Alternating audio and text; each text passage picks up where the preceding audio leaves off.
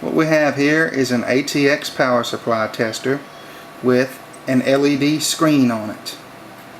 This power supply tester is one notch up from our ordinary power supply tester, in that it of course has the LED screen on it.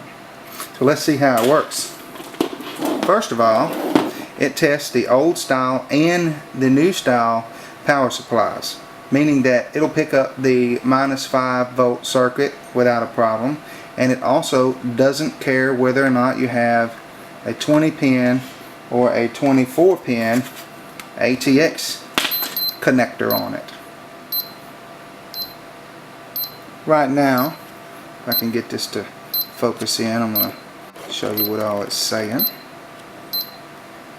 Right now what it's doing is saying that it doesn't have the second 12 volt circuit, and the reason why, of course, is because I have not plugged it in yet.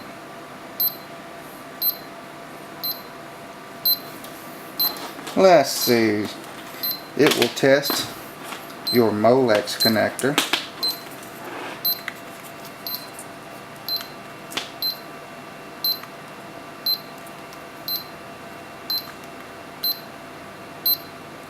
Turn it this way, there we go, which shows the 12 volt and the 5 volt that exist on the Molex connector. It's got a SATA tester on it, and there's the 3.3 volt coming alive.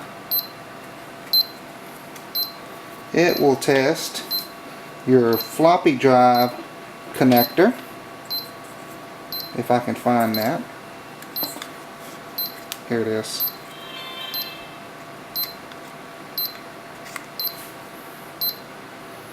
It'll also test PCI Express,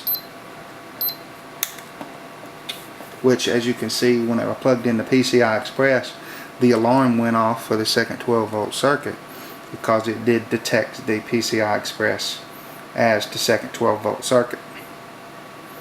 It'll also test the 8-pin and 4-pin CPU plugs. Let's see, this power supply has only the 4-pin, so I can plug it in there. If it had an 8-pin, I will plug it into the same spot. The plug serves two functions. So there it is. It'll show what voltage it's picking up on each rail.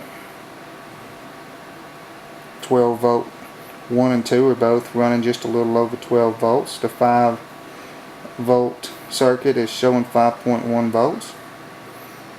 I would say that this power supply is functioning normally. Something else I really like about this tester is that it can detect the hold up time, meaning that you can unplug the power from the tester, or I'm sorry, from the power supply right here, and ever how long this unit stays up is an indication of how good the power supply's hold up time is. So here we go. Unplug. And it looks like we've got about 1.5 seconds to 2 seconds of hold up time on this power supply, which is pretty good. Usually the heavier and higher quality power supply that you get, the longer the hold up time. So that's just another thing that you can use a power supply tester for is for testing hold up time.